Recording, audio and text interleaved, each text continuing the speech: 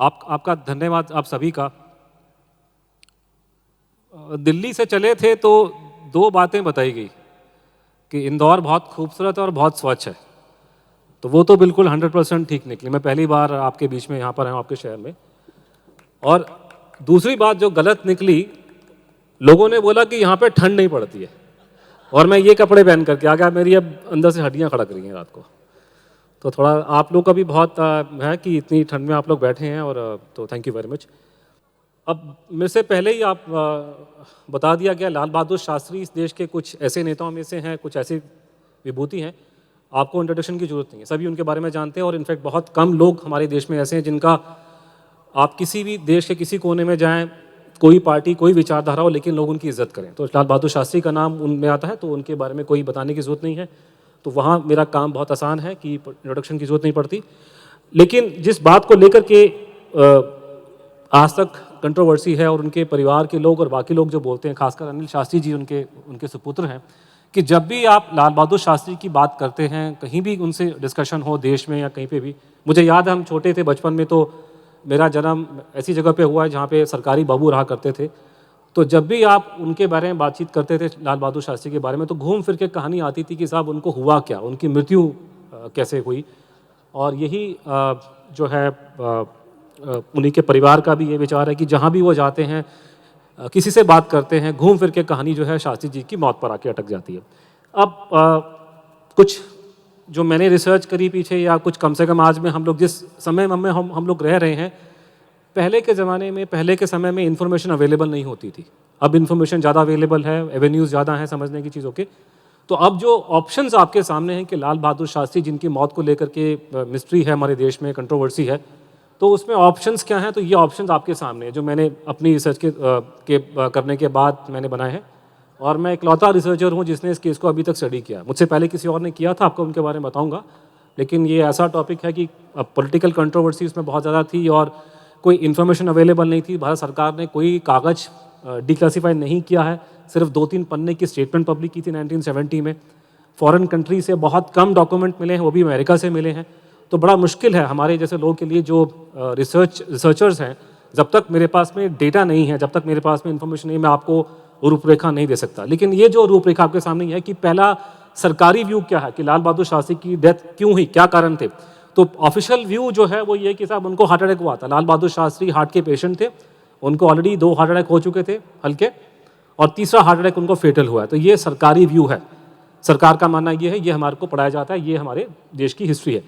लेकिन अगर ये जो उनके परिवार के लोग हैं लाल बहादुर शास्त्री के, और उनके कई चाहने वाले, और कहीं उनके मित्र, और कहीं उनके जो साथ के लोग थे, उनके जो फॉलोअर्स थे, उनका ऑलमोस्ट 99% का ये मानना है कि उनकी डेथ नेचुरल नहीं थी, उनको जहर देके मारा गया था। तो ये आपका सेकंड ऑप्शन। अगर मान लीजिए कि सेकंड ऑप्शन ठीक है, पहला ऑप्शन तो आपका मैं अभी आपको बताऊंगा कि साहब वो ऑफिशियल थ्योरी में कितनी जान है, कितनी जान नहीं है। लेकिन अगर ये मान लिया जाए कि साहब उनकी डेथ जो है वो पॉइजन से हुई थी, उसके अंदर 3 और सब थ्योरीज निकल के आती हैं, वो हम क्विकली देखेंगे आज। वो पहली थ्योरी कि वो सोवियत इंटेलिजेंस केजीबी ने उनको मार दिया, और दूसरा थ्योरी जो निकल के आता है कि ना वो अमेरिकन CIA, अमेरिकन इंटेलिजेंस ने उनको मार दिया, और तीसरा थ्योरी जो है कि वो भारत में कोई पॉलिटिकल कुछ घटनाएं घटी हैं, उसका वो विक्टिम वो बन गए। तो ये आपके सामने ये पूरा जो ऑप्शन जो है मैट्रिक्स, ये आपके सामने, मैं आपको बहुत क्विकली इन पे ये रन करूँगा। हम सबको पता है लाल बहादुर शास्त्री जो थे वो ताशकंद में गए थे, भारत पाकिस्तान का युद्ध हुआ था, उनकी वहाँ पे समिट हुई है, पाकिस्तान के राष्ट्रपति अयूब खान से वहाँ मिले, और ये शास्त्री जी को शायद 3 या 4 तारीख को यहाँ से चले गए थे, जनवरी सन 66 को, और ये जाकर के 10 तारीख को जनवरी 1966 में हमारा जो ताशकंद पैक्ट, जो उस ज़माने में सोवियत रशिया जो थी उनके एजिस में ये समिट हुआ था, ये पैक्ट साइन हुआ। अकेले नहीं गए थे वहाँ पे, उनके साथ में प्रधानमंत्री जाएगा तो पूरा यहाँ से पूरा सरकारी पूरा मतलब सारे अफसर जाएंगे बड़े, उनके साथ में विदेश मंत्री थे, हमारे वहाँ के हमारे एम्बेसडर थे, डिफेंस सेक्रेटरी थे, डिफेंस मिनिस्टर थे, सब लोग थे। 66, 50, 60 आदमी का पूरा डेलीगेशन था। उसके अलावा पत्रकार वहाँ मौजूद थे। तो जो छवि हमारे को उस ज़माने की दिखाई जाती है कि अयूब खान से वो मिल रहे हैं, ये आपका 4 बजे का टाइम, ताशकंद हमसे आधे घंटे पीछे है। तो ताशकंद में जो हम कहते हैं कि ताशकंद में वो जो पैक्ट जो साइन किया गया था, वो 10 जनवरी 1966 को 4 बजे साइन किया गया। इस समय तक लाल बहादुर शास्त्री को बहुत लोगों ने देखा, वो जैसे थे, मतलब बहुत एनर्जेटिक थे, लोगों से बात कर रहे थे, खुश मिजाज थे। और उस ज़माने की फ़ोटोग्राफ्स और रील और जिन जिन लोगों ने उसके बारे में बातचीत करी है, वो उन्होंने उसमें ये सब लोगों ने ये बात बोली कि हम लोगों ने बिल्कुल उनको वहाँ पे देखा और वो बिल्कुल ठीक ठाक थे, खुश मिजाज थे। जैसे ये वीडियो है उसका दिखा रहे हैं कि आप देखिए बिल्कुल जब वो पैक्ट उन्होंने साइन किया। अयूब खान 6 फुट 3-4 इंच उनकी हाइट थी, शास्त्री जी बहुत छोटे थे, मुझसे भी छोटे थे, 5 फुट 2 इंच के थे। तो आप देख सकते हो काफ़ी खुश मिजाज थे ऐसी। और जितने लोग वहाँ थे, फॉरेन सेक्रेटरी, होम सेक्रेटरी या विदेश मंत्री हमारे स्वरण सिंह, और उन सब ने यही बोला कि हमने उनको देखा वो बिल्कुल ठीक था। लेकिन हार्ट अटैक भी एक ऐसी चीज़ है कि आपको पता नहीं कि आज अभी ठीक है, आधे मिनट में क्या होगा किसी को पता नहीं। बट ये कहानी थी। 4 बजे के आसपास इन्होंने ये आपका पैक्ट साइन हुआ है।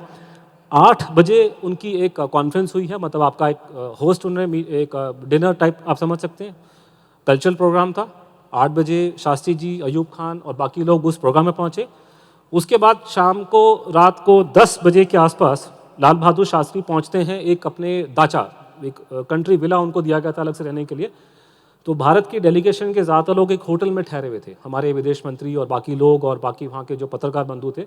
एक इन टूरिस्ट नाम का एक होटल था, और लेकिन शास्त्री जी को एक दाचा, जो एक रशियन एक विला था, वो दिया गया था एक 2 फ्लोर का। तो रात को 10 बजे वहाँ पहुँचे हैं, और जब वो वहाँ पहुँचे तो उनका एक अटेंडेंट रामनाथ, जो बहुत साल से उनकी सर्विस में था, वो उनको रिसीव किया और उन्होंने पूछा कि आपने कुछ, ये रामनाथ की फ़ोटो है जो एरो बनी हुआ है, उनसे पूछा कि आप कुछ खाएंगे। शास्त्री जी कम खाना खाते थे, तो उन्होंने कहा कि मैं कुछ खा करके आया हूँ, वहाँ पे मीटिंग थी। तो उन्होंने बोला नहीं चलो माइंड चेंज हुआ, आप मेरा कुछ, मुझे आप थोड़ा सा खिलाइए। तो पालक की सब्जी उनको लाके रामनाथ ने, जो किचन में कुक थे वहाँ पे, कुछ रशियन कुक थे और साथ में एक और कुक था रामनाथ, मोहम्मद जान, जो हमारे विदेश, हमारे जो मंत्रालय का मुलाजिम था, वो हमारे वहाँ के जो हमारे एम्बेसडर थे TN कौल साहब, उनके साथ अपॉइंटेड था। वो उन्होंने उनको लोन किया हुआ था, और वो उस कुक ने कुछ खाना बनाया होगा देसी, लेकिन साथ में उनके कुछ 1-2 रशियन कुक भी थे। तो उनको ला करके वो थोड़ा सामान उनको खिलाया गया, और उन्होंने थोड़ी सब्जी आलू पालक की खाई है। और ये बात रात के 10 बजे की है। ये जो विला था वो ख़त्म हो गया। आज के ज़माने में अगर आप ताशकंद में जाएंगे, मैं तो गया नहीं, लेकिन ये वहाँ पे ये उनकी एक शास्त्री जी की उन्होंने स्टैचू लगाई है। तो विला अब ख़त्म हो गया है। और उस समय उस विला में कुछ लोग थे, जैसे आपका डॉक्टर, देखिए उस ज़माने में इतना SPG तो था नहीं, लेकिन सिक्योरिटी के नाम पे एक आदमी IB का जॉइंट डायरेक्टर था अपना मिस्टर R कपूर। बाकी उनके पर्सनल फिजिशियन डॉक्टर RN चुग, बहुत साल से 20-30 साल से लाल बहादुर शास्त्री से अटैच थे। चुग साहब वहाँ थे उस बंगलों के अंदर, विला के अंदर। MN शर्मा जो थे, और एक उनके प्राइवेट सेक्रेटरी जगन्नाथ साहब। तो ये 5-6 लोग, और रामनाथ और रशियन कुक्स, ये लोग उस विला में थे, और ये लोग उस घटना का चश्मदीद गवाह बने। और घटना ये घटी कि जैसे कि मैंने बोला कि 10 बजे के आसपास उन्होंने हल्का सा डिनर लिया। 10:30 या 10:20 के आसपास उनको प्रधानमंत्री के घर से फ़ोन आता है, और वो उनके ऑफिस से फ़ोन आया। उन्होंने पूछा कि आप कल शास्त्री जी आने वाले हैं, तो क्या इंतजाम किया जाए। उस ज़माने में जहाज़ एकदम से नहीं उड़ के आते थे, और शास्त्री जी मेरे ख्याल से काबुल के थ्रू उन्होंने आना था, तो कुछ उनके अरेंजमेंट की उन्होंने बात हुई वहाँ पे। उसके बाद एक और फ़ोन आया 10:30 बजे उनके परिवार से आया, और ये बाद में बहुत सुर्खियों में रहा है ये कि उनके परिवार से उन्होंने पूछा कि लोगों ने कैसा बिहेव किया, लोगों ने क्या बोला, ताशकंद कोर्ट के बारे में क्या स्टेटमेंट है। वो चाहते थे अपनी मिसेस से बात करें, ललिता जी से, लेकिन वो बातचीत नहीं हो पाई। उस ज़माने में फ़ोन कनेक्शन बहुत ख़राब थे, वो ट्रंक कॉल टाइप सिस्टम था, कट रहा था, तो उनसे उनकी बातचीत नहीं हो सकी। लेकिन उन्होंने अपने सन इन लॉ से बातचीत करी, उनसे जानना चाहा कि देश में क्या रुख है, क्या लोग बोल रहे हैं ताशकंद के बारे में, कोर्ट के बारे में। उन्होंने कहा ठीक है, जो लोग बोल रहे हैं, मैं ज़रा भारत में आता हूँ तो मैं आके सबको सब सही बात, और मैं कुछ खबर लेके आ रहा हूँ। ऐसी कुछ बातें उनकी आपस में हुई है, और ये 10:30 की बात है। उसके बाद 12 बजे के आसपास कुछ पत्रकार बंधु वहाँ पर आए उस विला में, और वो उनकी फ़ोटोग्राफ्स लेना चाहते थे। और इनफैक्ट लाल बहादुर शास्त्री की आखिरी रील, आखिरी फ़ोटोग्राफ्स और वीडियो यहीं के लिए गए हैं। 12 बजे के आसपास वो अपने कमरे में टहल रहे थे। तो ये रात के 12, साढ़े 12 बजे का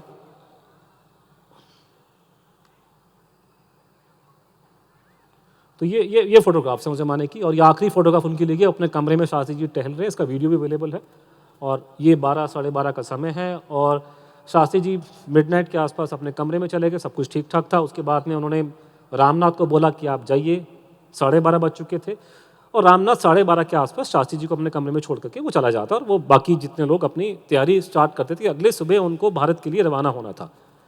अब यहाँ तक कहानी बिल्कुल जो उसमें किसी को कुछ डाउट नहीं था, लेकिन सडनली क्या हुआ कि एम शर्मा और अपने आर कपूर साहब अपने कमरे में सामान पैक कर रहे थे और सडनली रात को 1:20 पे उनको आवाज़ आई और देखा कि लाल बहादुर शास्त्री वहाँ पे एकदम से दरवाजे पे आके खड़े हो गए और शक्ल से डिस्ट्रेस लग रहे थे और उन्होंने आके बोला डॉक्टर, और डॉक्टर बोल के एकदम से मुड़ गए। उनको सडनली समझ में आया कि इसमें कुछ गड़बड़ है, एकदम से भागे और उसमें से अपने सहाय साहब भागे। डॉक्टर चुक ऊपर ही कमरे में थे, सो गए थे, वो चुक साहब को लेने के लिए गए और एम शर्मा और अपने जो सिक्योरिटी ऑफिसर जो आईबी के जो थे अपने कपूर साहब, वो एकदम से उनको शास्त्री जी को पकड़ के उनके अपने कमरे में उनके बेडरूम में वापस ले गए।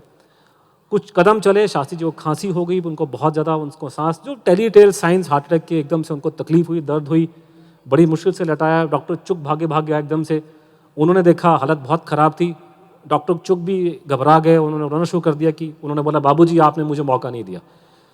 शास्त्री जी को उनके घर वाले और बाकी सब लोग बाबूजी बोला करते थे और उन्होंने कोशिश की, लेकिन वो शास्त्री जी के आखिरी वक्त वो उन्होंने भगवान राम को याद किया, वो मेरे राम, वो मेरे भगवान, वो मेरे पिताजी, वो ऐसे करके वो कोशिश की, लेकिन वो रिवाइव नहीं कर पाए और उनकी डेथ रात को 1 बज के लोकल टाइम 1:30 के आसपास वहाँ पे ये हो गई। ये फोटोग्राफ्स उनकी वहाँ पर ली गई।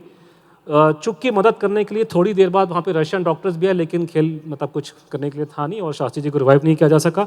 ये बहुत रेयर फोटोग्राफ्स है जो वहाँ ली गई थी। वहाँ पे वो जो उनके लोग जो वहाँ मौजूद थे उन्होंने देखा और सडनली पूरे देश में, दुनिया में एक खबर एकदम से फ्लैश होगी। बहुत बड़ी बात है, आज तक कभी दुनिया की कभी घटना में ऐसा घटना नहीं घटी पूरी दुनिया में कि कोई इतनी बड़ी हाई प्रोफाइल मीटिंग हो रही हो और वहाँ पे किसी देश का राष्ट्रीय अध्यक्ष और राष्ट्र की सरकार का अध्यक्ष जाकर के वहाँ एकदम से मर जाए। तो पूरे दुनिया में बवाल बच गया। ये सारे वर्ल्ड के जितने बड़े बड़े मीडिया थे, न्यूयॉर्क टाइम्स वगैरह, सब जगह में खबर छपी और इंग्लैंड की रानी क्या, अमेरिका का राष्ट्रपति क्या, सब लोगों ने फटाफट स्टेटमेंट इशू करी। ऐसी घटना ना पहले घटी थी ना बाद में कभी घटी है। तो ये हुआ और सुबह 8 बजे के आसपास शास्त्री जी के शरीर को ताशकंद से रवाना किया गया। रशियन प्रीमियर किसिगिन ने कंधा दिया, पाकिस्तान के राष्ट्रपति अयूब खान ने कंधा दिया। बॉडी को यहाँ दिल्ली लाया गया। यहाँ पर आपके वो पहुँचे हैं, ये उसका वीडियो।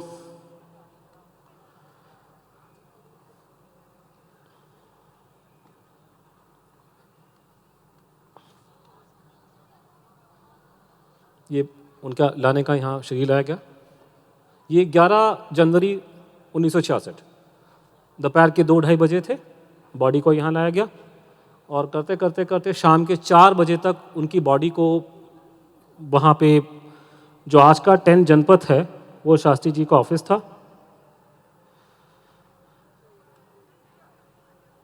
ये आप लोगों ने मेरे से बहुत ही फोटोग्राफ देखी होंगी। ये 4 बजे के आसपास 11 जनवरी सन 66 को उनकी बॉडी को वहाँ पब्लिक की अंतिम दर्शन के लिए रखा गया। कंट्रोवर्सी शुरू हुई थोड़े दिनों बाद और वो कंट्रोवर्सी शुरू करने वाले थे हमारे अटल बिहारी वाजपेयी जी। पार्लियामेंट में जब उनकी ऑब्चुरी पड़ी गई 14 फरवरी सन 66 को, कंट्रोवर्सी शुरू हो गई थी पहले लेकिन लोगों को नहीं मालूम था, लेकिन जब फरवरी सन 66 में शास्त्री जी की ऑब्चुरी को याद किया गया पार्लियामेंट हाउस में, तो पहला सवाल पूछने वाले अटल बिहारी वाजपेयी थे। अब उन्होंने वही बात बोली कि जो बहुत लोग कम कि एक आदमी जिसको हार्ट अटैक हुआ है उसको चलना क्यों पड़ा। अब उन्होंने सवाल उठाया कि ये अपने बिस्तर से बिना उठे वह अपने डॉक्टर को क्यों नहीं बुला सके अपने पास में। ये अटल जी ने सवाल रेज किया, क्यों उनको जाना पड़ा। तो ये इस तरह के जब ये और भी उनको लोगों ने ज्वाइन किया पार्लियामेंट में, एक के बाद एक सवाल उठे, तो सरकार ने एक छोटी सी स्टेटमेंट दी, मुश्किल से 1-1.5 पन्ने की। उसमें बताया गया कि साहब ये उनको हार्ट अटैक की बीमारी, उनको हार्ट की प्रॉब्लम थी और ये ऐसा हुआ और ये डॉक्टर्स ने ये सर्टिफिकेट साइन करके दिया। छोटी सी स्टेटमेंट दी गई, खास डिटेल में नहीं। इससे लोग सेटिस्फाई नहीं हुए, लोगों ने बातचीत की, आगे और बात करी। ये अटल बिहारी वाजपेयी की स्टेटमेंट है। ये पार्लियामेंट में जो प्रोसीडिंग्स के मैं आपको दिखा रहा हूँ रिकॉर्ड के, पार्लियामेंट में क्या डिस्कशन हुई। तो अटल जी ने वो बात बोली, उन्होंने बोला कि भाई शास्त्री जी ने कोई दूध का गिलास दिया था अपने आखिरी समय में, वो किसने दिया। अब वो ये तो उन्होंने ये बात बोली कि तो इस तरह से सवाल उठने कुछ ना कुछ तरीके से बेसिकली ये कोई सवाल रेज किए गए कि शायद शास्त्री जी के खाने में या उनके दूध के गिलास में कुछ गड़बड़ थी। तो कुछ ना कुछ मतलब इंडिकेशन न केवल अटल बिहारी वाजपेयी, बाकी लोग भी जो हैं वो रेस कर रहे थे कि शास्त्री जी के खाने में कुछ गड़बड़ थी और कहीं ना कहीं तरीके से वो जो कुक पे कोई ना कोई शक का ये बात की गई और ये बात पार्लियामेंट की प्रोसीडिंग में उस टाइम पर आ गई है।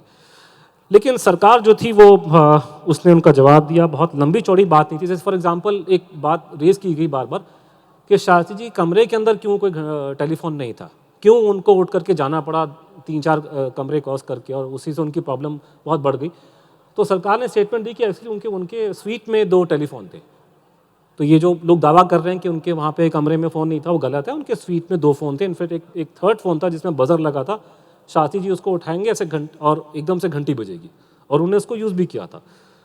विदेश मंत्री ने कहा कि अब वो उन्होंने नहीं यूज़ किया होगा, ये तो वही जाने, लेकिन आप ये जो बात स्टेटमेंट दे रहे हैं कि उनके कमरे में फ़ोन नहीं था, वो बात गलत है। उनके स्वीट में 3 फ़ोन रखे गए थे।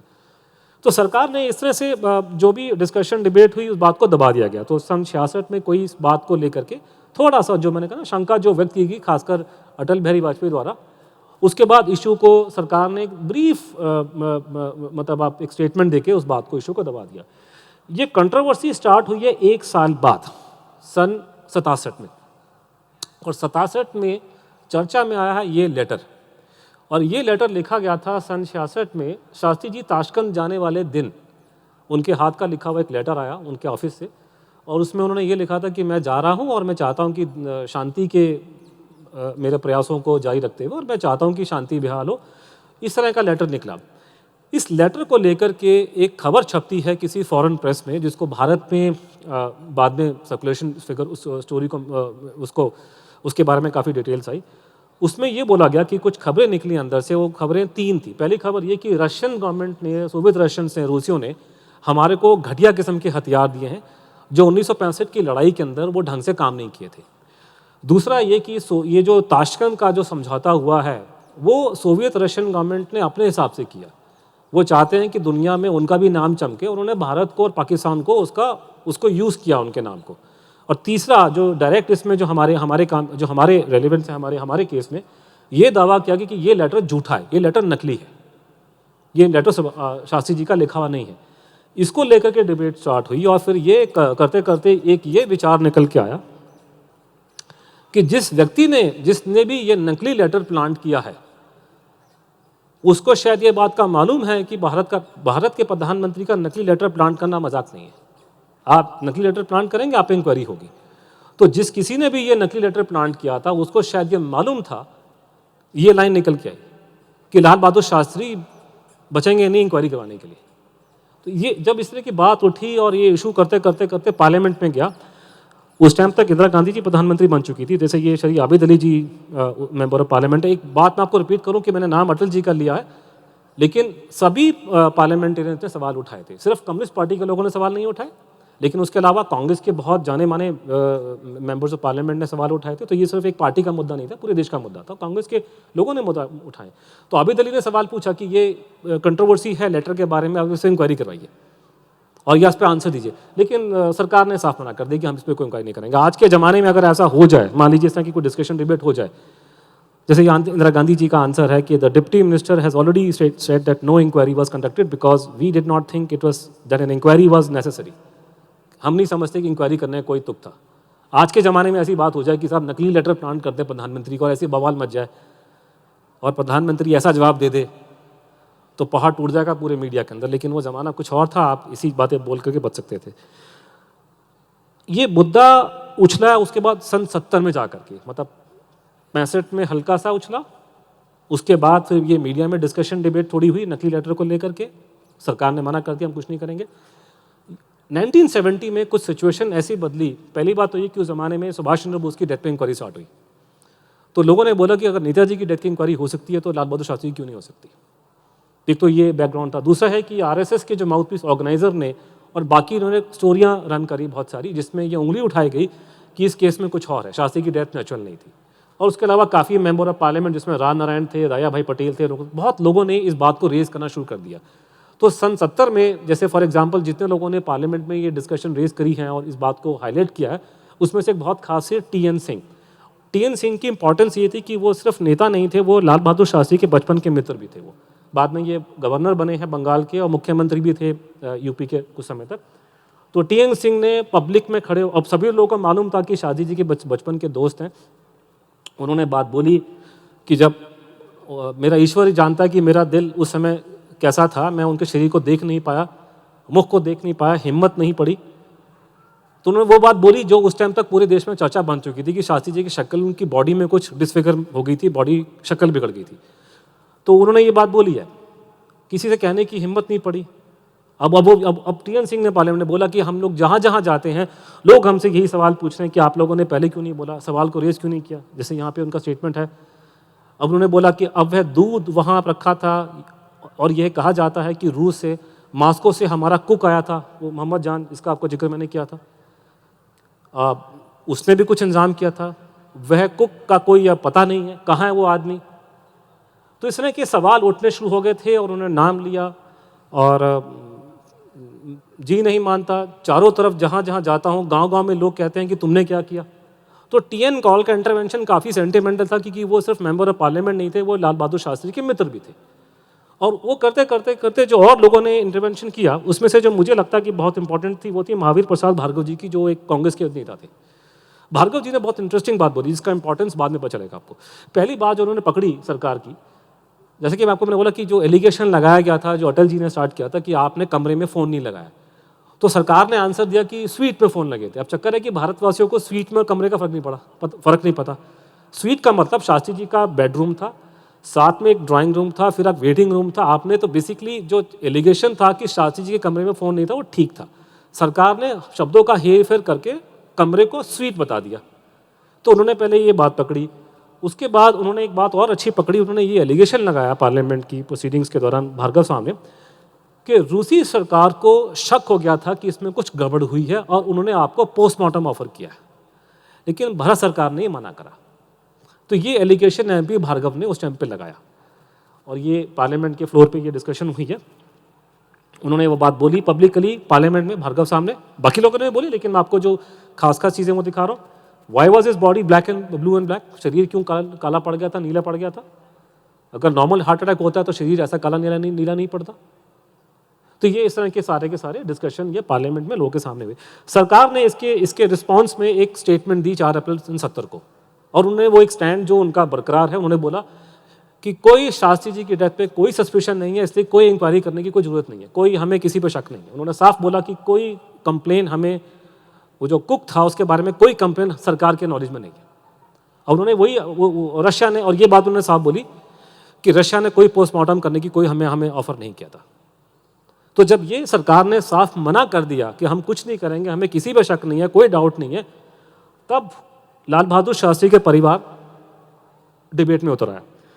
उनकी मिसिस ललिता शास्त्री ने पहली और आखिरी बार पब्लिक में अपना मुंह खोला। उसके बाद और उसके पहले कभी उन्होंने अपना मुख पब्लिकली उन्होंने बात नहीं करी, लेकिन उस ज़माने की बहुत मशहूर एक मैगजीन थी आपकी धर्मयुग, उसमें उन्होंने एक इंटरव्यू दिया 4 अक्टूबर 1970 को, जहां उन्होंने एक के बाद एक लगा के एलिगेशन लगाया सरकार के ऊपर, और उन्होंने बोला कि मेरे पति की जो है मौत नेचुरल नहीं है।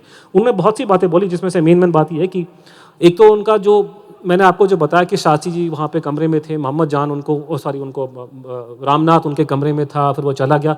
लेकिन ललिता जी का वर्जन थोड़ा सा अलग था। उन्होंने बोला कि रात को शास्त्री जी को थोड़ा सर भारी हुआ था। अब ये बात सरकार के नैरेटिव में कहीं नहीं आ रही कि सर उनका भारी हुआ था। ज़्यादा बड़ी बात यह कि उन्होंने बताया कि जब उनको शास्त्री जी को तकलीफ हो रही थी, वो बार बार वो फ्लास्क पे उंगली पे इशारा कर रहे थे, तो लोगों ने उनको लाके पानी देने की कोशिश की, उन्होंने पानी देने से मना कर दिया। तो उन्होंने इंडिकेशन किया कि फ्लास्क में कोई चीज़ थी। उन्होंने ये भी बोला कि शास्त्री जी के जाने के बाद उनका सामान वापस आ गया, लेकिन ये फ्लास्क उस पर नहीं था। और जो ज़्यादा शक वाली जो बात थी कि परिवार को जब उनकी बॉडी लाई गई, परिवार को बॉडी के पास नहीं दिया जा रहा। बड़ी मुश्किल से वो कहते हैं हम लोग शरीर के पास पहुँचे। परिवार को जब नज़र आया कि उनके शक्ल में कुछ, आपको मैं दिखाऊंगा फोटोग्राफ, कि शक्ल में प्रॉब्लम है, कुछ डिसफिगरमेंट है, कुछ शक्ल खराब दिखाई दे रही है, तो फटाफट किसी ने आके उन पर एकदम से वो चंदन का लेप लगा दिया। और सबसे बड़ी बात वो कह रहे हैं कि इतना उनकी जो बाद में जब उनको नहलाने की बॉडी को देखा उन्होंने, वो कहता बॉडी इतनी ज़्यादा ब्लोट कर गई थी कि हमको कपड़े फाड़ने पड़ गए। वो भी डाउट हो गया कि बॉडी ब्लोट कैसे कर गई है। और ये कि उन्होंने बोला कि यहाँ पे पेट में कट का निशान था, यहाँ पे बॉडी ब्लोट कर गई, स्टिफ थी, आप ऐसे लगाएंगे उंगली तो टाइट लगता था। और सबसे बड़ी बात है वो कह रहे हैं गर्दन के पीछे यहाँ पे एक छेद था जिसमें से खून जैसी चीज़ निकल रही थी, और उनकी शास्त्री जी की टोपी और उनके कपड़े सारे खून में लथपथ थे। अभी भी उनके परिवार के पास में वो टोपी पड़ी हुई है। तो इस तरह की बातें ललिता शास्त्री, लाल बहादुर शास्त्री की मिसेस ने खुल्लम खुल्ला उस मैगजीन में लगाई। और ये उसी के बाद शास्त्री जी के सबसे बड़े सुपुत्र हरीश शास्त्री ने स्टेटमेंट दिया कि हमारे परिवार को शुरुआत से ही डाउट था कि ये मामला जो है ये नेचुरल डेथ का नहीं है। और हम चाहते थे कि ये सस्पिशन है और हम चाहते हैं कि हमने सरकार को बताया लोगों को और पोस्टमार्टम की डिमांड करी, लेकिन सरकार के लोगों ने बोला कि अभी इस बात को आप रेज ना करें।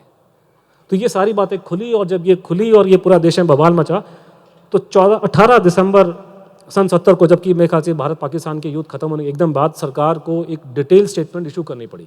4-5 पन्ने की स्टेटमेंट है, मतलब इससे ज़्यादा सरकार ने कभी इस केस के बारे में कहा नहीं है, लेकिन ये 4-5 पन्ने की एक डिटेल स्टेटमेंट है जो आज तक सरकार का मोस्ट डिटेल्ड, आप कह सकते हैं कि जब पूरा इसमें पूरा प्रवचन है इस पूरे केस में, उसमें उन्होंने मोटा मोटा उन्होंने ये बात बोली कि जान मोहम्मद के बारे में कोई डाउट सरकार को नहीं है, हमें कोई रिपोर्ट उसके बारे में नेगेटिव नहीं मिली है। दूसरा, बॉडी को एम्बाम किया गया था, और एम्बामिंग के बाद में ये इस तरह का नीला पीला जो आप जो बोल रहे हैं, ये उसका नतीजा हुआ है। और उन्होंने बोला कि गुलजारी नंदा जो थे, जो उस ज़माने में एक्टिंग प्राइम मिनिस्टर थे, उन्हें कोई याद नहीं है किसी ने उनको पोस्टमार्टम के लिए कहा हो। तो सरकार ने इस पूरे केस को खारिज कर दिया, और सन 70 में दिसंबर के बाद लाल बहादुर शास्त्री का मुद्दा तब से लेकर आज तक कभी पार्लियामेंट में नहीं उठा। तो बेसिकली आप ये कह सकते हैं कि ये पूरा मुद्दा जो भी डिबेट डिस्कशन हुई है वो आपकी दिसंबर 70 में आके ख़त्म हो गई। उसके बाद आने वाले समय में सन 70 के बाद से लेकर के हमारे समय तक, अब मेरे को ज़्यादा इंटरेस्ट आपको बताने का कि हमारे समय में क्या हो रहा है, एक के बाद एक बहुत सी डेवलपमेंट्स हुई हैं इस पूरे केस में, जिसकी आपको समरी मैं आपको यहाँ पे जल्दी से दिखाता हूँ। पहली बात, एक बड़ी कमाल की बात यह है कि आपने इवन जैसे आप नेताजी की बात करेंगे, जो मैं आपको कल उनके बारे में पूरा डिटेल में लेक्चर दूंगा, कि इवन दो सुभाष बोस की डेथ होती है 1945 में, वो बिल्कुल एक अलग समय था, अंग्रेज़ों का ज़माना था, और मीडिया उस ज़माने में कैसा आपको पता ही है। उसके बावजूद जो लोग उनकी डेथ के बारे में जानते थे, उनके मीडिया में व्याख्यान छपे थे, उनकी स्टेटमेंट छपी थी। कमाल की बात है कि देश का प्रधानमंत्री मर गया और 5-6 आदमी उसके विटनेस थे। डॉक्टर चुग साहब दिल्ली में रहते थे, रामनाथ दिल्ली में था, वो 4-5 आदमी दिल्ली में था, आर कपूर मिसेस गांधी की सिक्योरिटी में लगे थे। किसी आदमी का कोई स्टेटमेंट, कोई मीडिया में कभी कोई बात नहीं हुई। इनफैक्ट पार्लियामेंट में डिबेट हुई है तो गवर्नमेंट ने बोला कि हम डॉक्टर चुग को पार्लियामेंट में पेश करेंगे, उनको पेश नहीं किया गया। तो ये बड़ा अजीब सा लगता है मुझे कि इतनी बड़ी बात घटना होगी, क्यों नहीं सरकार ने इनको बोला कि आप लोग स्टेटमेंट दें। तो किसी का कोई नाम सुनने को नहीं मिलता, कोई रामनाथ का स्टेटमेंट नहीं, कोई किसी का कोई बात नहीं, कोई मीडिया में इंटरव्यू नहीं, कुछ नहीं। उसके बाद में एक दो डेथ जो होती है डॉक्टर चुग की और रामनाथ के साथ जो घटता है, उसको लेकर के लोगों ने बहुत डाउट रेज किया। मुझे रामनाथ को तो मुझे डायरेक्टली पता नहीं है, क्योंकि रामनाथ का मुझे फैमिली के लोगों ने बताया कि रामनाथ की मीटिंग हुई ललिता शास्त्री के साथ में। उन्होंने बोला कि मैं कुछ मेरे दिल पे बोझ है जिसको मैं हल्का करूँगा, और वो कह करके निकले हैं घर से बाहर, तो उनके पर ट्रक चढ़ गया, पैर चले गए, कभी उन्होंने मुँह नहीं खोला। डॉक्टर चुग के बारे में कहा जाता है कि उनकी मौत, उसके बारे में मुझे हल्का सा पता है कि चुग के बारे में ये था कि 1977 मार्च, मेरे ख्याल से ये इलेक्शंस होने के थोड़ा पहले, जब इमरजेंसी के बाद में, जब हमको लगता था कि देश में इंदिरा गांधी शायद नहीं आएंगी और एक देश में हवा चल रही थी कि अगर शायद हो सकता है जनता पार्टी गवर्नमेंट आया तो वो लोग केस को खोलेंगे, और जनता पार्टी गवर्नमेंट ने केस खोले थे बहुत सारे पुराने, बाय द वे। उस माहौल के अंदर डॉक्टर चुग का एक्सीडेंट होता है जिसमें उनकी डेथ हो जाती है। अब वो पूरे तो मैं डॉट नहीं कनेक्ट कर सकता, लेकिन मैं आपको बताता हूँ कि वो एक्सीडेंट कैसे हुआ था, आप उसको खुद समझ जाएंगे। डॉक्टर चुग, उनकी मिसेस, उनका लड़का और उनकी लड़की शोभा, वो लोग कार में बैठ के जा रहे थे, राजघाट के सामने पीछे से ट्रक ने टक्कर मारी। टक्कर मारने के बाद में डॉक्टर साहब बाहर निकल के देख रहे हैं कि पीछे कार में कितना डैमेज हुआ है। उसी ट्रक ने फिर टक्कर मारी 1-2 बार। डॉक्टर चुग चले गए, डॉक्टर चुग की मिसेस चली गई, उनका लड़का चला गया। लड़की की हालत है लेकिन वो किसी के लायक नहीं रही उस सेंस में। तो मेरे को तो ये मतलब, आपको लगता, मुझे तो लगता नहीं ये कोई नॉर्मल एक्सीडेंट है, ये there is something suspicious about it. उसके अलावा जो ज़्यादा खतरनाक चीज़ जो है, आपको मैंने बताया था कि अपने भार्गव साहब ने ये पार्लियामेंट में कहा था कि उन्होंने एलिगेशन लगाया था कि रूसियों ने आपको पोस्टमार्टम ऑफर किया था लेकिन हम लोगों ने माना नहीं। और आपको मैंने बताया था कि सरकार ने अपने ऑफिशियल स्टेटमेंट दी थी कि रूसियों ने पोस्टमार्टम ऑफर नहीं किया। अब गड़बड़ ये होगी कि 1996 में उस जमाने के जो होम सेक्रेटरी थे एलपी सिंह, उन्होंने अपनी किताब लिखी और वहाँ उनके शायद गलती से उन्होंने ये बात मेंशन कर दी कि हाँ पोस्टमार्टम ऑफर किया गया था। तो ऐसे करते करते करते बहुत सी चीज़ें निकल के आ रही हैं कि जहाँ पे हमें अपनी सरकार पे सवाल उठाने पड़ेंगे। आपने पार्लियामेंट में ये झूठ क्यों बोला कि पोस्टमार्टम ऑफर नहीं हुआ था? वो तो अब होम सेक्रेटरी कंफर्म कर रहा है, और आपने क्यों मना किया और आपने झूठ क्यों बोला पार्लियामेंट में? ज़्यादा खतरनाक बात ये हुई कि 1998 में जो आपको मैंने कहा था कि वहाँ एक रामनाथ जो इंडियन कुक थे लेकिन साथ में रशियन कुक भी थे, उसमें से एक रशियन कुक जो था आपका अहमद सतारव, वो निकल करके उसने रूस में उसने इंटरव्यू दिए मीडिया में उस ज़माने में, और वहाँ उसने ये बात पब्लिक में स्टेटमेंट दी कि 4 बजे हमको केजीबी के लोग उठा करके ले गए, उनको डाउट था कि उनको जहर दिया गया। तो प्रॉब्लम की जड़ अब ये हो रही है कि जब सरकार से बोला गया कि कुछ प्रॉब्लम हुई थी, आप लोगों ने कैसे क्लीन चिट दी, और यहाँ पे ये रशियन निकल के अब उसने रशियंस ने ये बोल दिया।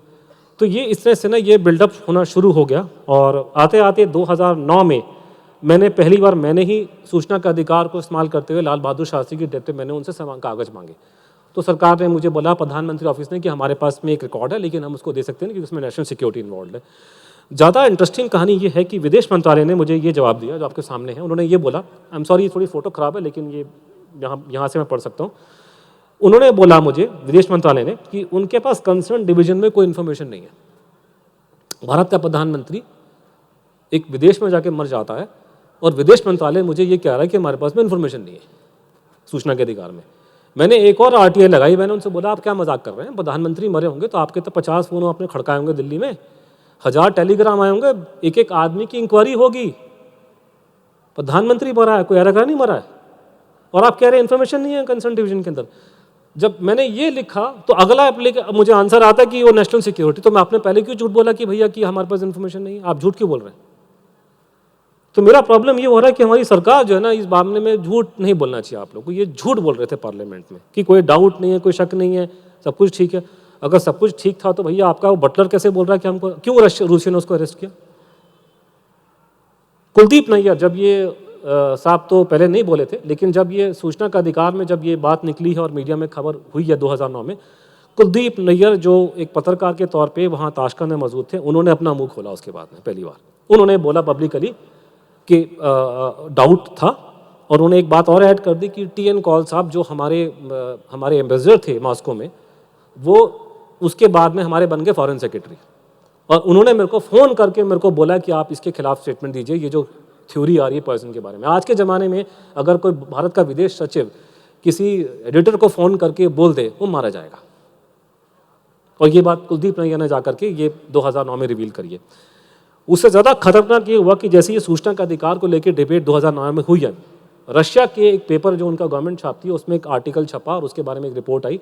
उन्होंने मेरा नाम कोट किया, मेरी आरटीआई को मेंशन किया, और यहाँ पे उन्होंने अहमद सत्ताराव का पूरा इंटरव्यू छापा। और उस इंटरव्यू में अहमद सत्ताराव ने ये बोला कि उन्होंने बोला कि सुबह 4 बजे उन्होंने किसी केजीबी के लोगों ने मुझे उठाया, उनको डाउट था कि भारत के प्रधानमंत्री को पॉइजन किया गया है, और वो मुझको और बाकी कुक्स को लेकर के चले गए किसी बेसमेंट में। हमारी इंटरोगेशन हुई है। इंटरोगेशन का असर ये है कि आज तक मैं तुतलाता हूँ घबराहट में। मेरा जो साथी था उसके बाल सफ़ेद हो गए डर के मारे, जैसे शाहजहाँ के बाल सफ़ेद हो गए थे मुमताज़ के मरने के बाद में, वो डर के मारे उसके बाल सफ़ेद हो गए बेचारे के। ऐसी उसको उन्होंने उसकी इंटरोगेशन करी है। और ये उसने मेंशन किया कि थोड़ी देर बाद वो इंडियन शेफ़ को लेकर आए मोहम्मद जान को वहाँ पे, और ये वो कोट कर रहा है कि we thought that it must have been that man who poison Shastri. अब मेरा प्रॉब्लम ये हो रहा है कि मोहम्मद जान साहब हमारे देश के सरकारी मुलाजिम थे, दूसरे देश की इंटेलिजेंस एजेंसी उनको भारत गवर्नमेंट ऑफ इंडिया की परमिशन के बिना, उनकी नॉलेज के बिना उनकी इंटरोगेशन नहीं करेगी। ये बात टीएन कॉल को तो मालूम होगी। टीएन कॉल बतूनी किस्म का आदमी था, बड़ी बड़ी बातें मारता था, उसने बड़ी किताबें लिखी हैं, उसके बड़े लेक्चर हुआ करते थे, उसने तो कहीं बताया नहीं है। और जब ये बात रिकॉर्ड पे आ रही है कि उसका इंटरोगेशन किया गया है केजीबी के द्वारा, तो हमारी सरकार जो है वो क्लीन चिट किसको दे रही है कि सब कोई डिस्प्यूट नहीं है। मैं पूरे जितने मैंने रिकॉर्ड देखे पर ये टीएन कॉल साहब है ये, और मैंने उसमें मैं एक लाइन को ढूंढ रहा था हर जगह पे, एक लाइन को सिर्फ, कि रूसियों को डाउट था, उन्होंने इंक्वायरी करी, कुछ नहीं मिला। अगर ये 3 बातें मुझे कहीं मिल जाती मैं इस पूरे केस को ख़त्म कर देता। पर आपने तो कभी बोला नहीं कि रूसिया ने इंक्वायरी करी। ये तो हमें अब मालूम चल रहा है बाहर के सोर्सेज से। तो ऐसे करते ये चीज़ें जो हैं ये सारी की सारी ये पाइलअप हो जाती है। अब मेरा रोल ये है कि मैं यहाँ आता हूँ, और अब क्योंकि प्रॉब्लम है कि शास्त्री जी की बॉडी का पोस्टमार्टम तो हुआ नहीं, अब जहर है कि नहीं है वो पता लगाने के लिए बॉडी चाहिए आपको। पोस्टमार्टम हुआ नहीं ये कहते हैं, तो हम कैसे पता लगाए। तो एक ही मेरे पास रास्ता बचा था कि जो डेटा हमको अवेलेबल है, उनकी फ़ोटोग्राफ मैंने आपको दिखाई है जो ताशकंद में थी, बॉडी बिल्कुल ठीक थी। फ़ोटोग्राफ जो दिल्ली में ले गई बाद में, रंगीन फ़ोटोग्राफ मैं आपको दिखाऊंगा आपको। उसके अलावा जो लोगों ने वहाँ देखा, डॉक्टर ने क्या इंजेक्शन लगाया उनको, अगर बॉडी को एम्बाम किया गया तो क्या है उसमें एम्बामिंग लिक्विड क्या डाला गया, कितना प्रोपोर्शन था, भारत में कितने घंटे बाद आए। जनवरी के मौसम में दिल्ली में टेम्परेचर 2-3 डिग्री होता है, ताशकंद में तो बिल्कुल माइनस में होगा। तो ये सारा डाटा जो सरकारी स्टेटमेंट में अवेलेबल था और जो उनके परिवार के लोगों ने देखा अपनी आंखों से कि यहाँ पे छेद था, ये था, वो था, सब करके उस सबको मिला के मैंने 8-10 फॉरेंसिक पैथोलॉजिस्ट जो डॉक्टर जो पोस्टमार्टम वगैरह करते हैं उनको मैंने ये डाटा दिखाया और मैंने 10 के आसपास लोगों से बातचीत करी, 10 एक्सपर्ट से, और 10 के 10 लोगों ने मुझे बोला कि ये जहर का केस है। अब क्योंकि ये केस बहुत कंट्रोवर्शियल है तो हर एक आदमी अपना नाम लेने को तैयार नहीं, तो 3-4 डॉक्टर्स ने मुझे ऑन रिकॉर्ड पे बात की तो उनका नाम मैंने किताब में मेंशन किया। लेकिन मैं आपको बता रहा हूँ कि 5-6 और भी थे, बहुत सीनियर डॉक्टर्स थे, लेकिन क्योंकि एक कंट्रोवर्शियल केस है तो लोग अपना नाम इसमें डालना नहीं चाहते। डॉक्टर सौम्या विश्वास जो है एम्बामिंग एक्सपर्ट है, एनाटॉमी डिपार्टमेंट की, वो वहाँ पे हैं कलकत्ता में। सायन विश्वास हैं, ये जहर का स्पेशलिस्ट है। मेरे नेताजी का प्रकरण को लेकर मेरे बहुत जानने वाले बंगाली हैं डॉक्टर बहुत सारे, तो मेरे लिए वो क्रॉस चेक करना बंगाल में कम से कम आसान था कि मेरे वहाँ डॉक्टर फ्रेंड मेरे। डॉक्टर अजय कुमार गुप्ता बहुत रिनाउंड, अगर आप में से कोई डॉक्टर है तो कलकत्ता के फॉरेंसिक में बहुत जाने माने HOD थे डिपार्टमेंट के, बहुत जाने माने आदमी, मतलब उस वहाँ के रिनाउंड है। डॉक्टर निर्मले, ये मेरे को जानते हैं, अमेरिका में थे, आजकल भारत में आ गए हैं, वो इंटरनल मेडिसिन में स्पेशलिस्ट थे, सियाटल में थे और कलकत्ता में। ये डॉक्टरों ने, मतलब इनका नाम मैं लिख रहा हूँ किताब में, लेकिन मैंने और से बातचीत की। अब जैसे फॉर एग्जांपल एक व्यक्ति थे जगदीश कोडेचा जी, ये पंडित जी के साथ में खड़े हैं और ये शास्त्री जी के बहुत खासम खास थे ये, और इन्होंने स्टेटमेंट दी है रिकॉर्ड पर। जब शास्त्री जी की बॉडी को नहलाया गया ये वहाँ पे थे और इनका जैसे स्टेटमेंट था उस जमाने में उन्होंने दिया मीडिया को, बाद में राष्ट्रपतियों को चिट्ठी में लिखा कि we saw a cut at the back of the, जो आपको ललिता शास्त्री ने धर्मयुग में लिखा था, एग्जैक्टली ये बात इन्होंने बोली कि हमको ये नेक के पीछे एक छेद दिखाई दिया, एक यहाँ पे दिखाई दिया, यहाँ पे प्लास्टर लगा हुआ था, और ये but the cut at the neck was pouring blood and sheets, pillows and clothes were used by him Shastri were all soaked in blood.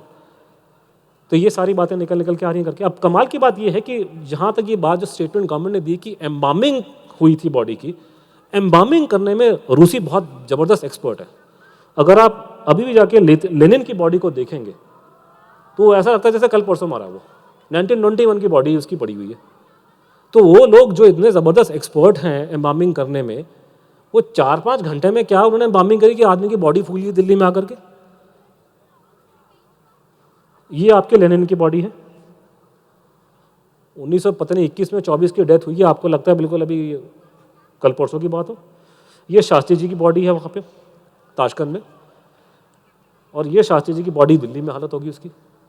गुलाबी रंग था उनका शक्ल का, ये पूरा डार्क था, जिसके मतलब कि सब बात सिर्फ कलर की नहीं है, नीला नीला नीला था, ऐसे जो शरीर फूला हुआ था, उनको बनियान फाड़नी पड़ी थी जब उनको वो करना पड़ा। ये कौन सी एम्बामिंग करी आप लोगों ने? इनफैक्ट पार्लियामेंट में जो डिबेट हुई है उसमें तो एलिगेशन लगे थे कि ये एम्बामिंग नहीं की थी, उन्होंने स्टमक वॉश किया, कि जहर के निशान को छिपाने के लिए उन्होंने बड़ा साफ सफाई करी है। बहुत गंदे गंदे एलिगेशन, मुझे बताना मुश्किल हो जाएगा, बहुत बड़े एलिगेशन लगाए गए। मुझे गर्दन में छेद क्या था, सरकार ने तो कभी कहा नहीं। अजय कुमार गुप्ता डॉक्टर साहब का व्यू, उन्होंने कहा फोटो देख के साफ दिखाई दे रहा है कि ये तो vegetable poison acting on heart. कोई भी डॉक्टर, मैंने कहा 10 से मैंने बात करी है, किसी ने नहीं बोला कि ये, सब ने कहा ये जहर, ऐसे बॉडी नहीं होती किसी हार्ट पेशेंट की थोड़ी देर बाद में। और सारे ये सवाल पूछ रहे हैं कि आप लोगों ने पोस्टमार्टम क्यों नहीं करवाया उसका। वो तो अजय गुप्ता जी तो नाराज हो गए फैमिली, आपने पुलिस में कंप्लेंट क्यों नहीं करी, ये तो out and out case of poisoning का। सौम्या चक्रवर्ती मैडम बोलती हैं कि ये तो जो नीला कलर जो हुआ है वो बेसिकली आपका खून में हीमोग्लोबिन जो है कम हो जाता है, उससे वो ये ब्लू कलर जो आ रहा है उसके लिए आ रहा है। वो प्लास्टर का जो रीजन है जहाँ पे वो कहते हैं छेद था, वो मैं कहता है यहाँ से उन्होंने वो फॉर्मोलिन डाला होगा, तो ये कट तो एक्सप्लेन हो गया, उससे हुआ था। ब्लोटिंग जो उन्होंने बोला कि जो बॉडी फूल गई थी एकदम से, कि आपको जनवरी के मौसम में आपको बॉडी को बनियान को फाड़ना पड़ रहा है आपको उनकी उतारने की बजाय। ब्लोटिंग का मतलब बॉडी जो है प्यूट्रीफाई हुई है, वो मतलब गर्मी के अंदर भी 48-48 घंटे लगते हैं तब जाके होता है। इस सर्दी के मौसम में बॉडी कहाँ से ब्लोट कर गई 5 घंटे के अंदर? ये कौन सी एम्बामिंग ये लोग करवा के लाए थे वहाँ से? और हमारी रोज उस जमाने की जो अपनी हेल्थ मिनिस्टर थी हमारी, वो उनको क्यों नज़र नहीं आई ये बातें? वो तो डॉक्टर थी, सुशीला नैयर जी, महात्मा गांधी जी की बड़ी जानी मानी सेविका थी वो, उनको नजर नहीं आया कि ये बॉडी में प्रॉब्लम है। Postmortem should have been done. सब डॉक्टर ने ये बात बोली, पोस्टमार्टम के बिना कैसे हो पा रहा है। डॉक्टर साइन पे स्वास्थ्य ने बोला, निर्मल ने बहुत अच्छी बात मुझे बताई, उसने ये बात बोला कि साहब ये तो एग्जाम्पल दिया यासर अराफात की मौत का, कि यासर अराफात की मौत के बहुत टाइम बाद उसकी बॉडी को एक्सह्यूम किया गया, क्योंकि उनकी मिसेज ने बोला कि उनको जहर दिया गया था, और मरने के बहुत टाइम बाद बॉडी एक्सह्यूम की गई और जहर का पता लगा। कि हमारे में यहाँ हिंदुओं में तो जब बॉडी को जला देते तो आपको तो और ज़्यादा ध्यान रखना चाहिए आप लोगों को, क्यों नहीं आपने टेस्ट किए। तो कोई भी डॉक्टर इस बात को देखकर कि जो मैंने कहा कि कोई सपोर्ट नहीं करेगा, there is something definitely wrong in body. In fact उस जमाने के जो रशियन रेगुलेशन थे, अमेरिकन रिकॉर्ड डिक्लासिफाई हुए उस बारे में लेकर कि रशिया में उस जमाने में 50s में स्टालिन के टाइम पे, ये तो स्टालिन के बाद की बात है, कि चाहे आदमी की जान की कीमत हो ना हो, लेकिन कोई आदमी अगर मर जाए और डेथ का सस्पेशन हो तो रशिया में प्रोटोकॉल थे कि उसकी बॉडी का पोस्टमार्टम जरूरी था। और अगर पोस्टमार्टम नहीं हो सकता तो बॉडी में से आप फ्लूइड, क्योंकि देखिए अगर आप पोस्टमार्टम नहीं कर सकते तो और तरीके होते पता लगाने के, आंखों का ये फ्लूइड निकाला जाता है, आपका यहाँ से बॉडी में से खून निकालेंगे, ऑर्गन निकालेंगे। तो ये सारे प्रोटोकॉल रूस में थे उस जमाने में, क्योंकि जो भार्गव ने बात बोली है कि रशियन गवर्नमेंट ने पोस्टमार्टम ऑफर किया था, उसको मना करने वाले वो लोग थे जो सत्य अहिंसा का डंका बजाते हैं पूरे देश दुनिया में जाकर के। तो ये सारी बातें रिकॉर्ड पे आ रही हैं वहाँ पे। Where there is a suspicion of poisoning, a complete chemical examination is made of all organs. In many instances, it is necessary to send organs to an institute for examination. ये CIA बोल रहा है कि Russia में Stalin के time पे जब आदमी की जान की कीमत नहीं है, लेकिन किसी की डेथ अगर हो जाए सस्पिशियस तो वो पूरा फॉलो करते थे। आपने क्यों नहीं किया? तो it all has relevance to this case and it raise reasonable doubts. अगर आप मुझसे पूछेंगे, आई एम सॉरी, सरकार का मुझे रवैया ठीक नजर नहीं, आप झूठ बोल रहे हैं। आपने झूठ क्यों बोला आपको पोस्टमार्टम ऑफर नहीं हुआ था? आपने क्यों क्लीन चिट दी जब आपको मालूम है कि आदमी अरेस्ट हुआ, आपको पता होगा वो आपका एम्प्लॉय था। ऊपर से कोई भी एक्सपर्ट नहीं बोल रहा कि ये बॉडी किसी नॉर्मल आदमी के लिए करी है। सरकार चुप होकर बैठ गई, आपने उनके नकली लेटर इशू हुआ उस पर आपने इंक्वायरी नहीं करवाई है।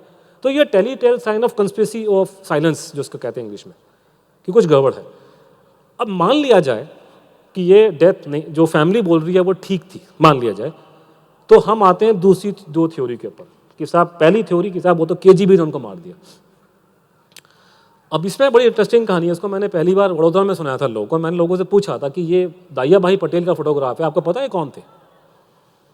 तो लोगों को नहीं पता दाहिया भाई पटेल किसका नाम है। अब उनको पता है कि दाहिया भाई पटेल सरदार पटेल के सपुत्र थे, मेंबर ऑफ पार्लियामेंट थे, और उन्होंने ही इस थ्योरी को सबसे ज़्यादा प्रमोशन दिया कि शास्त्री की डेथ पे मर्डर हुआ था। दाहिया भाई पटेल ने 1970 में किताब लिखी, वॉज शास्त्री मर्डर्ड। और कमाल की बात यह है कि ये किताब भारत में अवेलेबल नहीं है, अब बुकलेट है। तो मैंने आपको बताया कि मैं पहला आदमी जिसने किताब लिखी है, मुझसे पहले जिसने कोशिश की थी वो थे दाहिया भाई पटेल, सरदार पटेल के इकलौते लड़के, मेंबर ऑफ पार्लियामेंट भी थे वो। तो दाहिया भाई पटेल की जो बुकलेट है वो 40-50 पन्ने की बुकलेट है, वो भारत में मैंने छान मारा, मुझे कहीं नहीं मिली। भगवान की दया से अमेरिका में मिल गई। तो ये उसमें उन्होंने सरकार पे और KGB पे एलिगेशन लगाया कि इन लोगों ने मारा है। ये उनकी फोटोग्राफ है। हम लोगों ने मनी बेन को देखा है, पटेल की लड़की को, तो ये मनी बेन के साथ जो उनकी शक्ल मिल रही है, ये सरदार पटेल के सुपुत्र है। तो इन्होंने पहली बार इसका वो किया। और ये उनकी किताब में से कोट कर रहा हूँ मैं, क्योंकि आपको मैंने बताया था कि शास्त्री की फैमिली ने बात बोली थी कि उनकी परिवार को डेड बॉडी के पास में आने से रोका गया था। तो ये दाहिया भाई पटेल लिख रहे हैं अपनी किताब में, not even the most hidebound bureaucrat would have forbidden his nearest and dearest to approach Shastri's body unless he knew for sure that there was something to be concealed.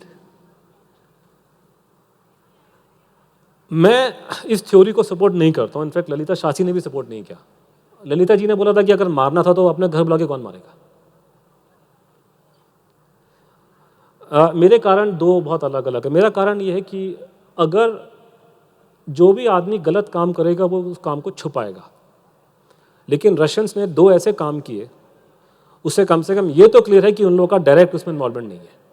पहली बात तो ये कि वो पोस्टमार्टम उन्होंने क्यों ऑफर किया हमारे को। अगर मैंने गलत काम किया मैं उसको छिपाऊंगा, तो उन्होंने एक तो पोस्टमार्टम ऑफर किया। दूसरा ये कि हम लोग जो सोचते आए हैं और बहुत लोगों का ये मानना था कि ये पूरी डेथ मिस्ट्री जो हुई है शास्त्री की, ये स्टार्ट तब होती है जब उनकी बॉडी को दिल्ली में देखा गया। शास्त्री जी की माँ ने बोला कि मेरे बेटवा को जहर दिया, वो बॉडी देख के उनको डाउट हुआ, उनकी मिसेस ने बोला, तो हमारा ये मानना है कि उसकी बॉडी को देखने के बाद उनकी माताजी ने और उनकी धर्मपत्नी ने ये डाउट रेज किए, तब ये कंट्रोवर्सी शुरू हुई। नहीं, ये कंट्रोवर्सी स्टार्ट होती है ताशकंद में, जब सुबह के 3-4 बजे उन्होंने कुक्स को अरेस्ट कर लिया। तो अगर रशियंस ने गलत काम किया तो वो किसी भी हालत में इंक्वायरी नहीं करेंगे वो, इसका मतलब उनको जेन्युइन डाउट था। तो इन दोनों कारणों के बेसिस पे मैं मानता हूँ कि ये डेथ जो है ये केजीबी का हाथ कम से कम उसमें तो नहीं हो सकता। अगर ये उन्होंने किया होता तो वो कभी ये दोनों स्टेप वो नहीं लेते। उसके बाद में एक बड़ी थ्योरी निकल के आती कि चलो अगर इन्होंने मारा तो सीआईए ने मार दिया होगा। अब सीआईए को लेकर के देश में बहुत ज़्यादा मतलब कंट्रोवर्सी है कि बहुत तरह के इश्यूज़ में उनका नाम लिया जाता है। इनफैक्ट वॉशिंगटन पोस्ट में 91 में ये लिखा था कि CIA is often blame by India's conspiracy theory minded political activist for a wide variety of the countries ills, कि भारत में एक मतलब प्रचलन है कि आप सीआईए पर ब्लेम ठोक दो हर चीज़ का। और इनफैक्ट ये बहुत पुरानी कहानी है। हमारे शंकर दयाल शर्मा जी कांग्रेस के प्रेसिडेंट जब थे, उन्होंने बोला कि हमारी अपोजिशन पार्टीज़ जो हैं वो सीआईए के साथ मिलकर के काम कर रही हैं। इमरजेंसी के टाइम पे हमारे जेपी को बोला गया कि आप सीआईए के एजेंट हो। इनफैक्ट किसी भी भारतीय ने जो अमेरिका में रहता था उसने अगर इमरजेंसी के दौरान में मदद करी पॉलिटिकल पार्टीज़ की, उसको बोला कि ये सीआईए का एजेंट है। हमारे टाइम पे आएंगे तो अन्ना हजारे को बोला कि ये सीआईए का एजेंट है। तो हमारे देश में हमारी जो कांग्रेस पार्टी खासकर उसको एक बीमारी है कि हर चीज़ में ये कांग्रेस को घसीटते हैं बीच में, सॉरी आपके सीआईए को घसीटते हैं कि सब सीआईए ने करा। और कमाल की बात है उसमें, जैसे आप हमारे डिग्गी राजा यहाँ पे ये इन्होंने बोला कि जो 26/11 का हमला जो मुंबई में हुआ था वो सीआईए ने और आरएसएस ने और अपने आईबी ने सबने मिलकर प्लॉट किया। Can you imagine this kind of language in they using. और कमाल की बात यह है कि ये जितने लोग ऐसी बातें कर रहे हैं उनके खुद के बच्चे अमेरिका में बैठे हुए हैं और ये बोल रहे हैं कि अमेरिकन्स ने ये करा। Headley saga Mumbai attack was a joint IB CIA Mossad RSS project. ये कोई मिश्रा बाबू जो डिग्गी राजा का चेला है, इस तरह की बातें पब्लिकली करें। तो ये जो थ्योरी है ना, ये लोगों का जो माइंडसेट है कि हर चीज़ के लिए सीआईए को ब्लेम ठोकना, ये पुरानी बीमारी है कांग्रेस पार्टी की। इसका सबसे बड़ा उदाहरण ये है हमारे देश में, राजीव गांधी जी की जब हत्या हुई थी, आप यकीन नहीं करोगे, देश का गृह मंत्री, भारत का देश का गृह मंत्री जिसको आईबी की रिपोर्टें आती हैं, वो पार्लियामेंट के फ्लोर पे खड़ा होकर बोल रहा है कि राजीव गांधी के मृत्यु में अमेरिका का हाथ है। इस तरह की वाहियात बातें यहाँ बोली गई थी। और इनफैक्ट उसके बाद अमेरिकन पार्लियामेंट में, अमेरिकन कांग्रेस में इस बात को उठाया गया था कि लोगों को अपने दिमाग का इलाज करवाना चाहिए। ये कैसी बातें कर रहे हैं, हम क्यों मारेंगे राजीव गांधी को। तो यहाँ लोगों को बीमारी है कि हर चीज़ में सीआईए का नाम घसीटते हैं। इनफैक्ट लकीली अब ये बात हो गई है कि भारत से कोई डॉक्यूमेंट शास्त्री को लेकर पब्लिक नहीं हुआ है, खास रशिया से कुछ नहीं आया है, लेकिन अमेरिकन सीआईए के डॉक्यूमेंट थोड़े बहुत पब्लिक हुए हैं। अमेरिकन गवर्नमेंट डॉक्यूमेंट डिक्लासिफाई करती है और वहाँ से निकल के आ रहा है कि लोग थ्योरियाँ जो फ्लोट कर रहे थे, जो कि साहब वो तो शास्त्री जी थे, वो एटम बम बनाने के इच्छुक थे, भाभा ने उनको बोला था कि एटम बम बनाएंगे, इसलिए भाभा की हत्या होगी, इसलिए शास्त्री जी की हत्या हो गई। भाभा की पूरी इंक्वायरी हुई है, फ्रेंच गवर्नमेंट ने करी है। भाभा और शास्त्री जी कभी एटम बम बनाने के फेवर में नहीं थे। सीआईए की रिपोर्ट्स अवेलेबल है हाईएस्ट लेवल की, जिसको अमेरिकन गवर्नमेंट के हाईएस्ट लेवल पर डिस्कशन किया गया था, likelihood of Indian development of nuclear weapons. उन्होंने साफ बोला कि लाल बहादुर शास्त्री और भारत एटम बम बनाने के में इच्छुक नहीं है। शास्त्री की तारीफ की गई है हर जगह। भारत के रिश्ते शास्त्री जी के जब वो थे प्रधानमंत्री देश के, अमेरिका से खराब नहीं थे। अमेरिका ताशकंद जाने से पहले उन्होंने अमेरिकन गवर्नमेंट को इन्फॉर्म किया था। वहाँ जाने के बाद उनका आखिरी लेटर जो था शास्त्री का, वो अमेरिकन प्रेसिडेंट जॉनसन को था। शास्त्री जी का अगला टूर अमेरिका जाने का था। इनफैक्ट उनके मरने के बाद वहाँ की जो रिपोर्ट्स हैं वो बाहर आई हैं, उन्होंने क्या स्टेटमेंट दी। अमेरिकन राष्ट्रपति जॉनसन जो हैं, उनके ऑडियो कन्वर्सेशन अवेलेबल है आज के ज़माने में, कि वो बात कर रहे हैं अमेरिका के उपराष्ट्रपति से कि भारत में कौन जाएगा, मैं जाऊँ कि आप जाएँ। तो सारा क्लियर आपको दिखाई दे रहा है कि अमेरिकी भी बहुत दुखी थे, उन्होंने रशियंस पर भी उंगली नहीं उठाई। तो कोई सबूत तो छोड़िए, दूर दूर तक कोई चीज़ नज़र नहीं आती थी। जो पूरी कहानी कि साहब केजीबी ने मार दिया, सबूत नहीं मिल रहा। सीआईए बेसिकली नौटंकी मजाक है, कुछ लोगों को बीमारी है कि हर चीज़ में वो सीआईए का नाम घसीटते हैं और खुद के बच्चे इनके अमेरिका में बैठे होते हैं। जैसे आपको मैंने बताया कि वो जो बात उछली थी कि अपना राजीव गांधी जी की हत्या में उनका हाथ है, उस टाइम पर राहुल गांधी हार्वर्ड में पढ़ रहे थे। तो अगर वो नहीं और वो नहीं, तो तीसरी बात घूम फिर के आती है कि साहब जो भारत में कोई कंस्पिरेसी हुई है, अब भगवान करे सच ना हो, और ये बात बोली जाती है क्योंकि मेरा मानना है कि जहर वाली बात सच है। On available evidence till such time government of India और डॉक्यूमेंट पब्लिक का प्रोड्यूस करे कि सीआईए थ्योरी बकवास है, मजाक है। जो थ्योरी आपकी केजीबी वाली है उसमें जान नहीं है कम से कम कि रशियंस ने ऑफर किया था। ये जो थ्योरी है कि साहब भारत में कोई कंस्पिरेसी हुई है, इसको खुल के बोलने वाले थे आपने राजनारायण जी। राजनारायण ने जो पार्लियामेंट में कहा, मैं आपको दिखा रहा हूं, आप मुझे मत गाली दीजिएगा, मैं आपको राजनारायण जी के शब्द सुना रहा हूं। ये प्रधानमंत्री श्री लाल बहादुर शास्त्री को कहा करती थी कि हमारे घर का नौकर प्रधानमंत्री बन गया और मैं तो ऐसी रह गई। इस तरह के एलिगेशन पार्लियामेंट के फ्लोर पे लगे। लगाने वाला था राजनारायण, और लोग भी थे इनडायरेक्टली, बट मेन उसने लीड किया। अब मैंने उसको स्टडी किया, मैं तो रिसर्चर हूँ, मैं आपको डाटा बताऊंगा खुल करके, झूठ सच। वेल वन थिंग फॉर कि आप उस जमाने में बॉडी लैंग्वेज के कोई एक्सपर्ट नहीं हुआ करते थे। आप पुराने जमाने, बॉडी लैंग्वेज एक नया आर्ट है। आप ये पिक्चर देखिए, आपको मालूम चल जाएगा शास्त्री जी के रिश्ते इंदिरा गांधी जी के साथ में बहुत अच्छे नहीं थे। She was cold towards him. अब डॉक्यूमेंट मिल रहे हैं, डाटा मिल रहा है कि शास्त्री जी नहीं चाहते थे कि इंदिरा गांधी उनके कैबिनेट में रहे। वो चाहते थे कि वो इंडिया की हाई कमिश्नर मिलकर चले जाए लंदन के अंदर। ये बात निकल के आ रही है। हाँ, इसका मतलब ये नहीं कि वो थ्योरी प्रूव हो रही है, मैं आपको वो डाटा दे रहा हूँ कि ये डाटा है सामने। इनफैक्ट जब शास्त्री जी की बॉडी को यहाँ लाया गया एयरपोर्ट पे, वट एवर रीज़न लोग अपने दांत दिखा रहे थे। किसी की बॉडी लाई जाती तो आप दांत दिखाते हैं क्या?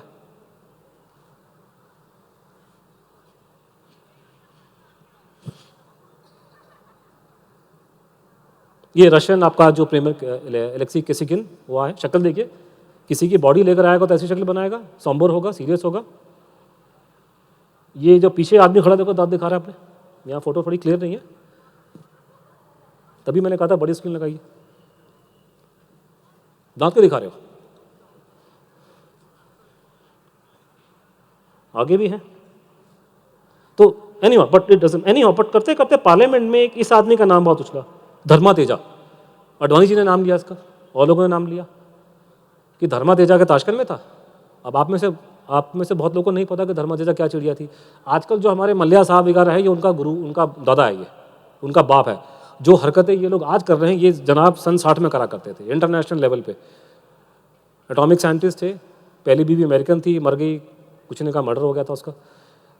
दूसरी बीवी थी सोशलाइट थी, पंडित जी की पार्टी में जाया करते थे। शास्त्री से इनकी अच्छी बनती नहीं थी, तो इनका नाम लिया गया कि साहब ये ताशकंद में थे, टी.एन. कौल साहब के दोस्त थे। गवर्नमेंट ने कहा नहीं, ये तो वहाँ नहीं थे, मॉस्को में, ये ताशकंद में नहीं थे। पूछा गया मॉस्को में थे, आंसर नहीं दिया। नहीं, वो तो वो डॉक्टर D.S. तेजा थे, हमारे डिप्लोमेट थे। तो लोगों ने इनका नाम लिया कि साहब तेजा का कनेक्शन है इसमें कोई। अब तेजा बस, इसको राजीव और संजय अंकल बोला करते थे। संजय गांधी का ये गार्डियन था वहाँ पे लंदन में। ये स्टोरी इनके बारे में, बिफोर रामालिंगम राजू देवा Dharma Teja, meet Jayanti Dharma Teja, Lalit Modi of 1960s। तो ये इसका नाम उछला और लाने वाले, अब जैसे मैंने कहा अडवाणी जी इसका नाम पार्लियामेंट में रह रहे हैं। मैंने आपको सारे पार्लियामेंट के रिकॉर्ड दिखाए, मैं आपको कोई इधर उधर की बात नहीं दिखा रहा। अब मेरी प्रॉब्लम ये है कि इतना बड़ा मैं एलिगेशन किसी पे लगाऊं कि हाँ, जैसे मैंने आपको बोला कि मैं केजीबी को एक्यूज़ नहीं कर रहा हूँ डायरेक्टली, मैं अमेरिकन को बिल्कुल एक्यूज़ नहीं कर रहा हूँ। भारत में गड़बड़ है, वो दिखाई दे रहा है। सरकार झूठ बोल रही है, सरकार में स्टेटमेंट ढंग से नहीं आ रही है। मैं इंदिरा गांधी गवर्नमेंट पे एलिगेशन लगाता हूँ कि उन लोगों ने कंस्पिरेसी की है, कि उन्होंने चीज़ को, झूठ को छुपाया है। बट अनफॉर्चुनेटली इतना बड़ा एलिगेशन लगाने के लिए डाटा चाहिए, वो डाटा नहीं मिल रहा है कुछ। ऐसा एलिगेशन लगाना महापाप है, किसी पे मैं लगा दूं कि साहब उसने मत, नहीं, ऐसा नहीं, मुझे डाटा चाहिए, आई नीड एविडेंस। मैं आपको एविडेंस के अलावा कुछ नहीं दिखाऊंगा। तो ये इतना इंडिकेशन दिखाई दे रहा है कि कुछ गड़बड़ हुई है, और गड़बड़ में सरकार का कुछ ना कुछ जिसमें एंगल है। उसके आगे मैं इस डेटा के बेस पे और कुछ नहीं बोल सकता। कल को जब नेताजी का मेरा केस होगा तो वहाँ डाटा बिल्कुल क्रिस्टल क्लियर है, वहाँ आपको मैं एक के बाद एक आपको कंक्लूजन दूंगा, आपको चैलेंज करने के लायक को रहेगा नहीं। बट इस केस में इतना, ये कहानी यहाँ के अटक जाती है, और अगर कहानी यहाँ के अटक जाती है तो हम लोग क्या कर सकते हैं। ये हमारे टी.एन. कौल साहब और मिसेस गांधी, और टी.एन. कौल साहब उनके रिलेटिव थे बाय द वे। वो कहानी ये है कि साहब उज़्बेकिस्तान जो, क्योंकि अब ताशकंद जो है वो उज़्बेकिस्तान में है, उनके एम्बेसडर ने 2 साल पहले कहा था कि हम इंक्वायरी होगी तो हम उसे मदद करने को राजी हैं। सरकार ने कुछ नहीं बोला। अब सवाल यह है कि प्रधानमंत्री हमारे जाके मरते हैं ताशकंद में, तो केजीबी ने इंक्वायरी की थी, उसका रिकॉर्ड आ रहा है, उसका नाम आ रहा है। नहीं भी नाम आ रहा हो, कॉमन सेंस की बात है, रशियंस ने एक मोटा गत्था बना के रखा होगा अपने पास में। इंक्वायरी हुई होगी, रिकॉर्ड्स होंगे, इससे बात की, उससे बात की, हमने भी किया होगा। अब हम रशियन से रिकॉर्ड मांगें कि आप रिकॉर्ड दो, कायदे से तो पहले हमको रिकॉर्ड पब्लिक करने चाहिए। जब हमारी सरकार ही रिकॉर्ड देने को तैयार नहीं हो रही है तो हम रशियन से किस मुंह से रिकॉर्ड मांगेंगे, और वो हमें क्यों देंगे? इस बात को शायद आपको नेताजी वाले केस में आपको मैं बहुत क्लियरली समझाऊंगा कि दूसरों को सत्य और अहिंसा का प्रवचन देने वाले पहले खुद तो फॉलो करें सत्य को, अहिंसा को, उसके बाद आप प्रवचन दें दुनिया को सिखाने का कि यार दुनिया को ये सीख लेनी चाहिए। तो भारत सरकार कोई डॉक्यूमेंट पब्लिक करती नहीं है, रूस से आप कुछ मांगेंगे नहीं। इनफैक्ट थोड़े दिन पहले की बात है, आपके सूचना के अधिकार में फिर किसी ने केस ठोक दिया 2018 में, तो चीफ इंफॉर्मेशन कमिश्नर ने ऑर्डर दिया, मेरे केस को रेफर किया, पुराने वाले को, नए केस को रेफर किया। उन्होंने बोला कि प्रधानमंत्री को, मोदी को बोला कि साहब प्रधानमंत्री के मरने का मुद्दा है, आप इस पर फैसला लें, आप रिकॉर्ड्स को अपने सामने सम्मन करें एंड यू डिक्लासिफाई देम। और ये 2018 की खबर है, इसके बाद कोई एक्शन नहीं हुआ। तो डाउट है आपके सामने, डेथ की स्टोरी में पॉइजन का डाउट लग रहा है। आगे क्लैरिटी, डाउट रिमूव करने के लिए हमको रिकॉर्ड चाहिए। मैं रिसर्चर हूँ, मैं रिकॉर्ड पे दे के बात कर सकता हूँ, एविडेंस की बात कर सकता हूँ, लेकिन जब सरकार रिकॉर्ड पब्लिक करने को राजी ही नहीं हो रही तो हम लोग कुछ नहीं कर सकते। और ये कहानी इसलिए यहाँ पे आके अटकी है। अब जैसे जैसे हम लोग इसे बातचीत करेंगे, डिस्कशन करेंगे, एक समय आएगा कि हमारी सरकार अपने रिकॉर्ड पब्लिक करेगी, खासकर इंटेलिजेंस के रिकॉर्ड, क्योंकि पूरी इंक्वायरी इस पर हुई होगी, पूरे रिकॉर्ड अवेलेबल होंगे। छोटा मोटा एरा गैरा मरता है तो उसकी इंक्वायरी होती है, ये तो प्रधानमंत्री मरा है। वो लोग जो शास्त्री जी कमरे में थे आपके, उनके कुक मोहम्मद जान और बाकी सब लोग, उनकी डिटेल में इंटरोगेशन भारत में हुई होगी। कहाँ है वो रिकॉर्ड? आप वो सब रिकॉर्ड निकालें, उज़्बेकिस्तान से बात करें, उन्होंने खुद ऑफर किया हुआ है, और आप उसके बाद अपने रूसी राष्ट्रपति को बोलें कि आप अपने पास केजीबी का जो कुछ माल मत्ता बाहर निकालिए। तो वो आपके सामने जब निकल के आएगा, शायद उससे काफ़ी क्लैरिटी हमको मिल जाए, क्योंकि आज इतने समय बाद, आप 50 साल से ऊपर बात इस बात को हो गए, आपको इस पर इंक्वायरी वगैरह करने का कोई स्कोप नहीं है। एक ही काम हो सकता है कि इस पर डिक्लासिफिकेशन हो जाए, सारी फाइल पब्लिक डोमेन में आ जाए और पूरे का पूरा केस हमारे सामने क्लियर हो जाए। मैं मानता हूँ कि हो सकता है कि हाँ मेरी रीडिंग करने में गलती है, वो गलती भी दूर हो जाएगी। जब कागज सामने आएंगे, दूध का दूध, पानी का पानी हो जाएगा। Thank you very much for your time.